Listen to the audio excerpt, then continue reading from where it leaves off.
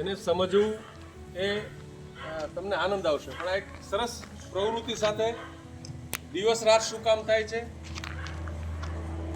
ઘણી બધી બાબતો છે એ આપણે સમજવાની છે અને એ સમજવા માટે આપણે એક સુધારાત્મક પ્રવૃત્તિ કરવાની છે, એટલે કે એસ્ટ્રોનોમી. સરળતાથી તમે સમજી શકો એટલા માટે તમને જુદા જુદા નક્ષત્રો આપ્યા છે, રાશિ નક્ષત્રો, શું કાર્યભૂમિ છે એ પણ સમજવાની છે અને ઋતુચક્ર આપણું શું છે એ પણ સમજવાનું છે. કોને પરિભ્રમણ કહેવાય, કોને પરિક્રમણ કહેવાય એ પણ આપણે સમજવાનું.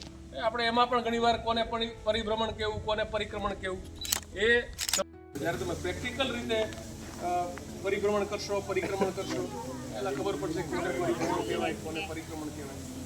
વર્ષના દિવસો કેટલા, લીપ યર આવે છે.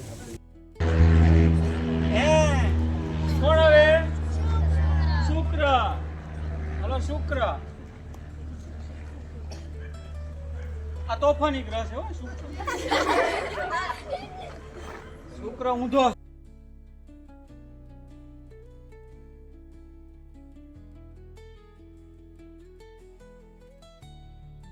પૃથ્વીથી સૂર્યનું અંતર, છતાં સૂર્યનો પ્રકાશ પૃથ્વી ઉપર આવતા કેટલો સમય થાય? માત્ર 808 મિનિટ. કેટલી? 808 મિનિટ.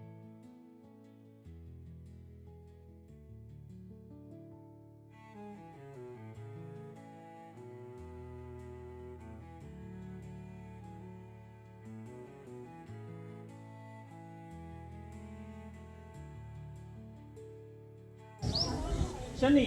બધા આંતરિક ગ્રહો થાય. સૌરમંડળના કેવા ગ્રહો? તમે બધા અહીંથી તમે જોઈ શકો નરી આંખે. શનિ દેખાય, ગુરુ દેખાય, ગોળ ફરે છે. એને શું કહેવાય? એ કઈ પ્રક્રિયા ખબર છે? દરેક ગ્રહ પોતાની ધરી ઉપર આમ ગોળ ફરે, સ્થિર નથી, ગોળ ફરે છે. તો દરેક ગ્રહ પોતાની ધરી ઉપર ફરે એને શું કહેવાય?